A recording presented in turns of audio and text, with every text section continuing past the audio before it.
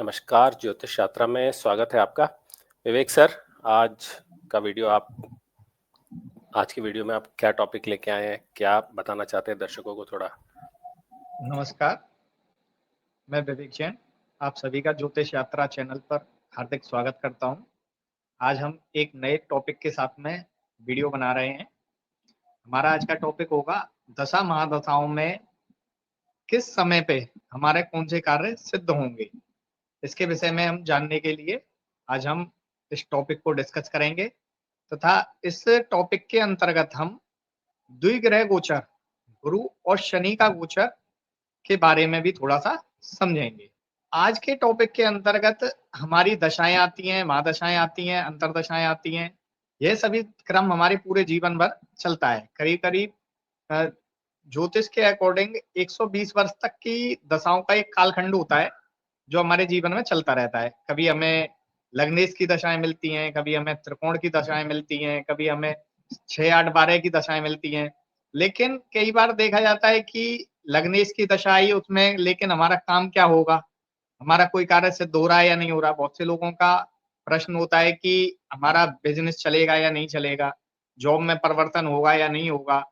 तो इन सभी के लिए हम दशा महादशाओं का के साथ-साथ द्विग्रह गोचर को भी देखते हैं। अगर किसी व्यक्ति की लगन लग्नेश की दशा चल रही है, उसमें अंतर्दशा अगर उसकी अंतर्दशा में दशम भाव की स्वामी की हो, तो फिर भी लेकिन उसका प्रमोशन नहीं हुआ या उसको जॉब नहीं मिली, तो इसका क्या कारण हो सकता है? तो इन सब चीज़ों के पीछे एक देखने में आता है तत्व होता है हमारा द्विग्रह गोचर। जब हमारे द्विग्रह गोचर के अंतर्गत दशाएँ, महादशाएँ और द्विग्रह गोचर फेवर करता है, तब उस कार्य के होने की संभावना बहुत अधिक बढ़ जाती है। अगर हमारा द्विग्रह गोचर फेवर कर रहा है, तो हम बोल सकते हैं कि हमारी यह दशा महादशा के अंतर्दशा के अंतर्गत यह कार्य सिद्ध हो सकता है।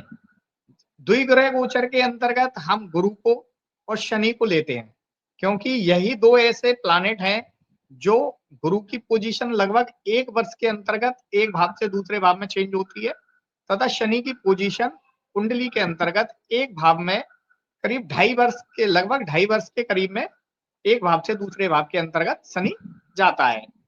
तब इन दोनों ग्रहों का जब सम्मिलित प्रभाव किसी भाव पर, भावेश पर, कारक पर, तीनों चीजों को ध्यान रखें, भाव, भावेश और कारक, इन तीनों पर जब भी किसी गुरु का और शनि का मिला-जुला प्रभाव मिलेगा और दशाएं अंतर्दशाएं हमारी फेवर करेंगी, उस समय हमारे कार्य के होने की संभावना बहुत अधिक बढ़ जाती है।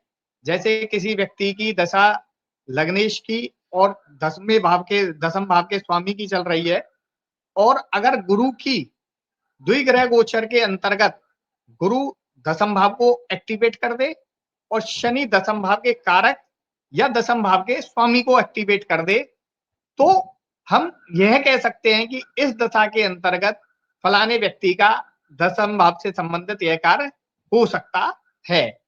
दशाएं, महादशाएं, अंतरदशाएं व्यक्ति के जीवन में बहुत ज्यादा उपयोगी होती हैं।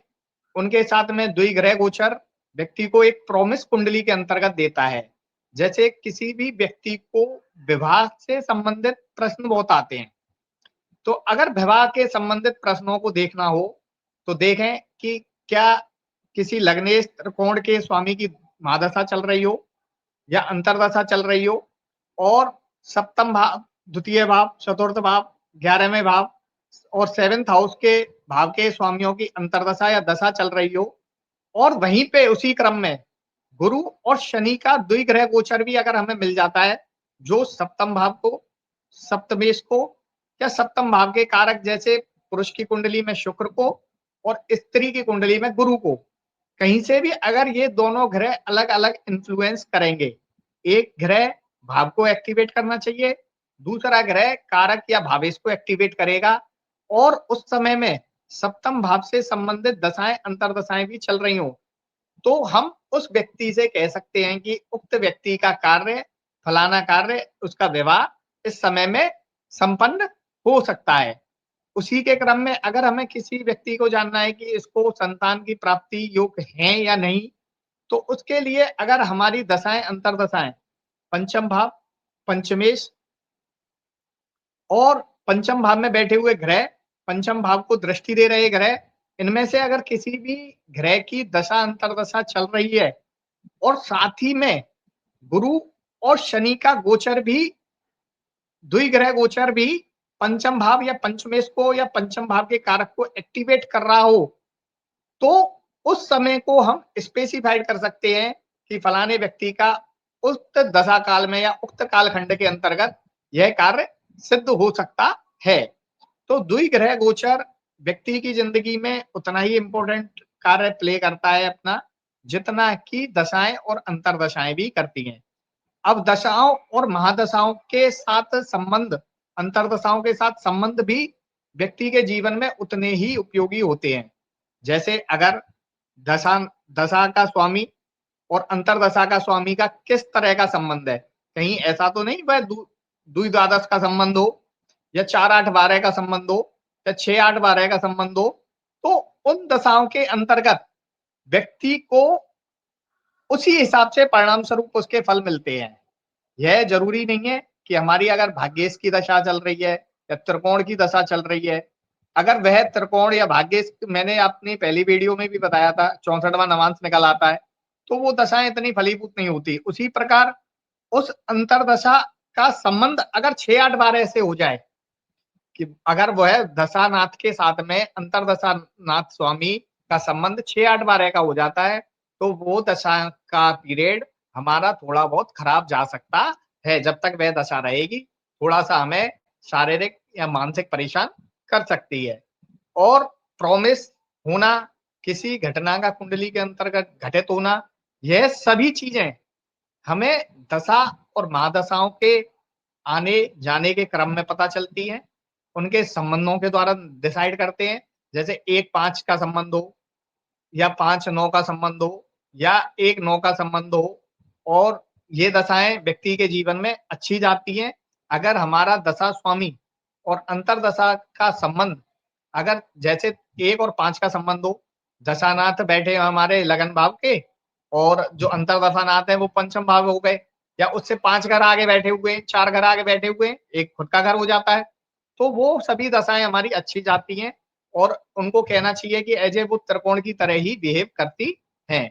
लेकिन उस दशा खंड के अंतर्गत यह जानना अति आवश्यक है कि क्या हमारा गोचर भी उतना ही हमारा साथ दे रहा है, जितना कि हमारी दशाएँ साथ दे रही हैं।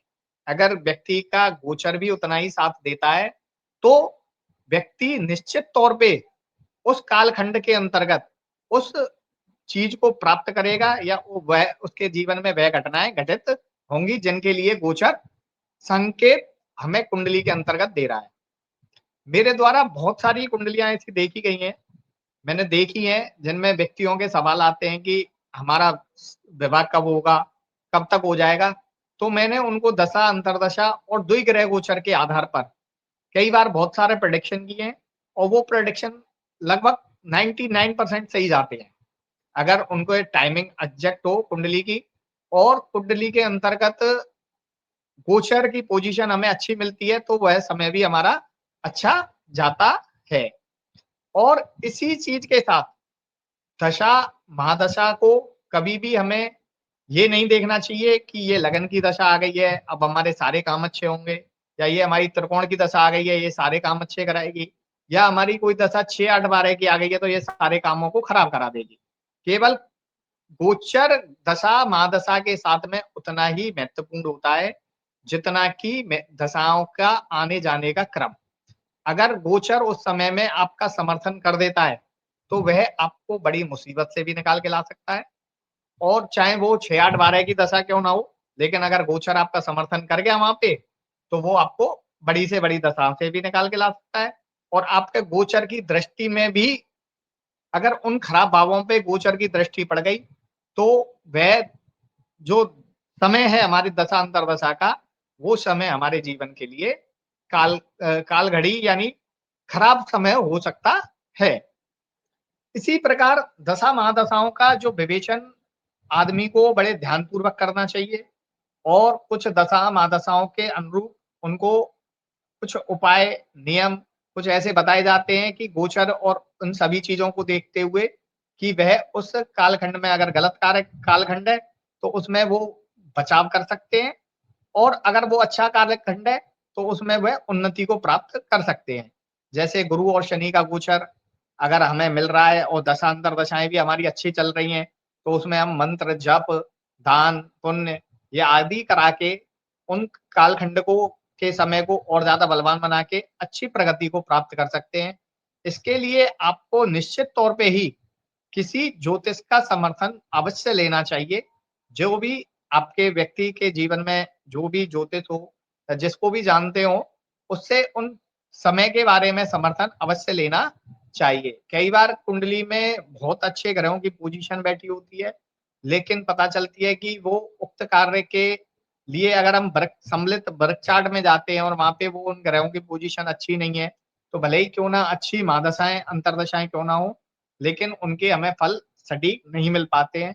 एक चीज़ और देखनी चाहिए कि महादशा का जब भी फल देखें, तो महादशा का जो स्वामी है, वो किस नक्षत्र में बैठा हुआ है, जिस नक्षत्र के स्वामी उस नक्षत्र के स्वामी की पोज़ीशन भी हमें अवश्य चेक करनी चाहिए। कहीं वो 2-12 या 6-8-12 का संबंध तो नहीं बना रही है। अगर ऐसा होता है, तो वो निश्चित ही दशा का कालखंड हमारे लिए अच्छा नहीं जाता है। अगर 1-5-9 का संबंध बनाती है, तो वह कालखंड हमारे लिए अच्छे जाते हैं और उसमें गोचर भी समर्थन कर दे, तो वह अति उत्तम समय राइजिंग पीरियड या कह सकते हैं कि गोल्डन पीरियड जो लाइफ का कहते हैं, वो हमारे जीवन का हो सकता है। नमस्कार। थैंक यू विवेक जी। बड़ा इंटरेस्टिंग टॉपिक था, जनरल डिस्कशन था गोचर के बारे में, दशा के साथ गोचर का अगर मिलान हो जाता है तो कैसे हमारी प्रेडिक्शन में एक्यूरेसी आती है। धन्यवाद। बाकी आप लोगों के स्क्रीन पे नंबर स्क्रॉल हो रहा है, अगर आप अपनी कुंडलियों का एनालिसिस करवाना चाहते हैं तो इस नंबर पर व्हाट्सएप कर दीजिए। धन्यवाद।